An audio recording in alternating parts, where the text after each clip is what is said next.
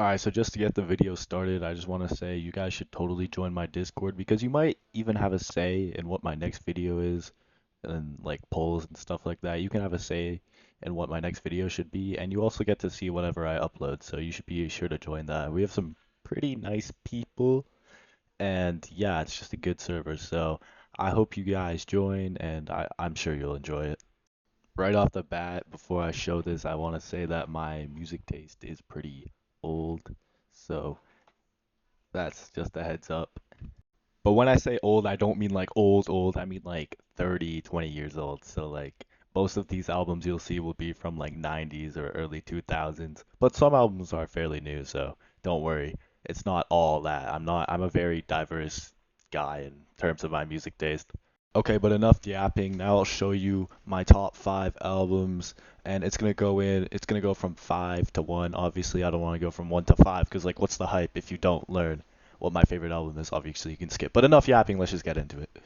All right, so number five, I talked about it a bit last year. It only came out last year, but I talked about it a fair bit on this channel. It's Utopia by Travis Scott.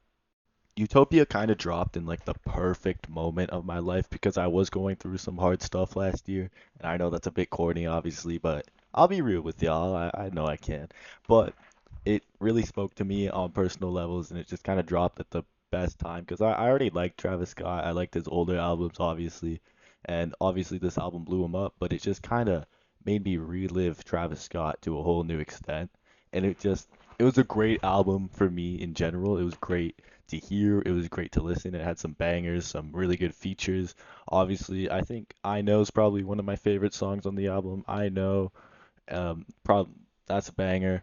Telekinesis was pretty good. Definitely not my favorite, but it was pretty good. But Schizo was also really good, but it just had some very good bangers on it and some very good just classics. And I love the album a lot. It spoke to me a lot.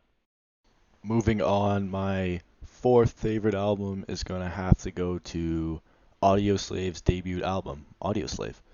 This album really spoke to me as well. My dad introduced it to me, and but he introduced me to Audioslave when I was around like 5 years old, which is actually pretty crazy to me. And I've loved Audioslave ever since. Actually, they're probably one of my favorite artists. And obviously, I said like I love Chris Cornell. He's like probably one of the best grunge singers, alternative rock singers. He probably is, like with Lane Staley, Chris Cornell, everyone. He's probably top two. Probably either him or Lane Staley are probably the best.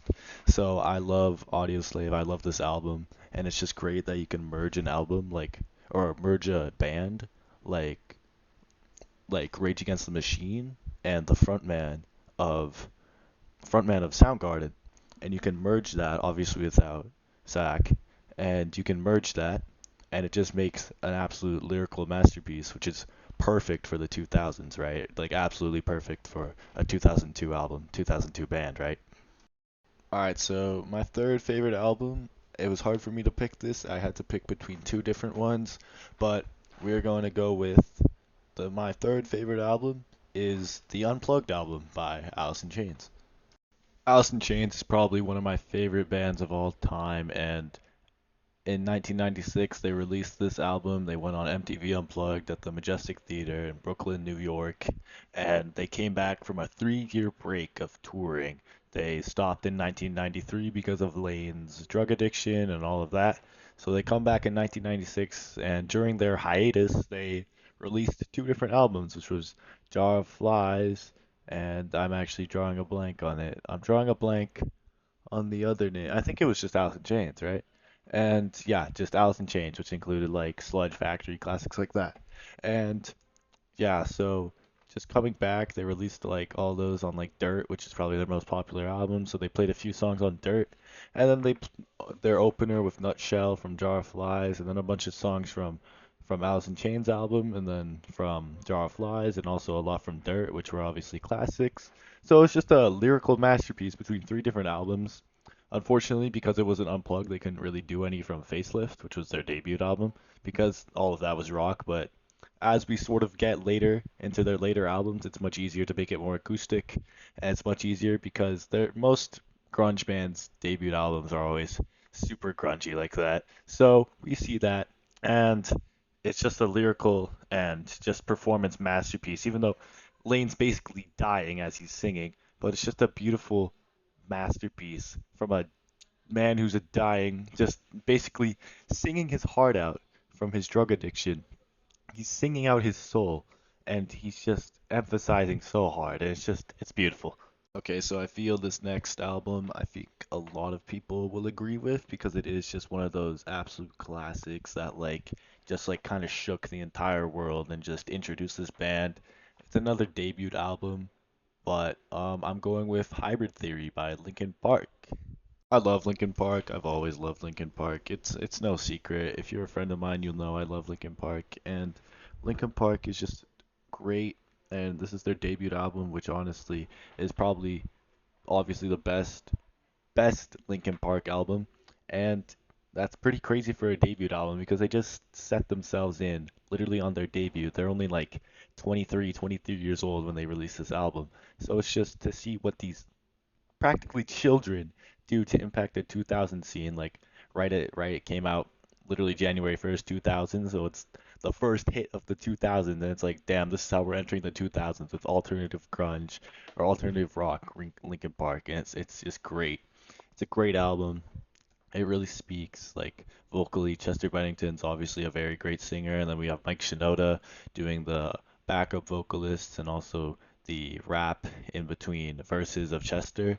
And it's just beautiful because it can speak with certain messages and it also has certain tones to it and just certain riffs, and it changes a lot changes a lot in terms of grunge and all of that and alternative and rap, and it's just so diverse, but it's just a very great album.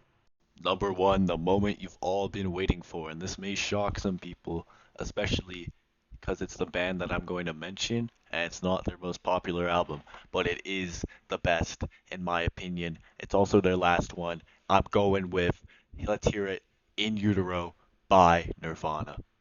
Again, if you know me personally, this cannot surprise you. I've listened to Nirvana since I was like 3 years old. I was introduced at a very young age again, like Audio Slave, and In Utero always just struck to me since I was like 9 years old. I always loved listening to it. It was always better to me. Obviously, Nevermind is obviously a very great album, and it's obviously like anything Nirvana I love, but personally, I just love the raw tone and the raw vocals and the emotion sung by Kurt Cobain in Utero. Then Nirvana, it just sounds, because the thing about Nirvana, I think, is the only thing about or the thing about Nevermind and Smells Like Teen Spirit, those Smells Like Teen Spirit isn't like a Nirvana feel song. It's just like a song that they made in an attempt to get popular, you know? And the entire point of the song is about not being popular, and it's the most popular Nirvana song, which I find very funny. But every other song, honestly, Smells Like Teen Spirit is pretty overrated in my opinion. It's not my favorite, which, well, hot take, but anything else on Nevermind is very great. I love Nevermind, but In Utero is just my favorite. I won't skip anything on In Utero. It's just so raw, so good. Obviously, it's less production, less quality, but it's just beautiful in my opinion. And that's why it's my favorite album for a reason, because it's just so raw, so good, so emotionful, just full of emotion.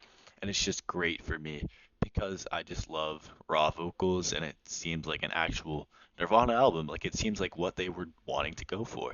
And it's great because they do it after Nevermind. They're already popular, and I think it meets expectations very clearly because they hits like Heart Shaped Box, Dumb, and Francis Farmer, and those are all great.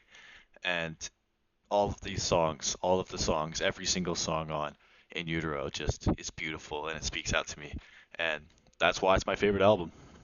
So yeah, those are my top five favorite albums, and hope you guys enjoyed. That's about it. See ya.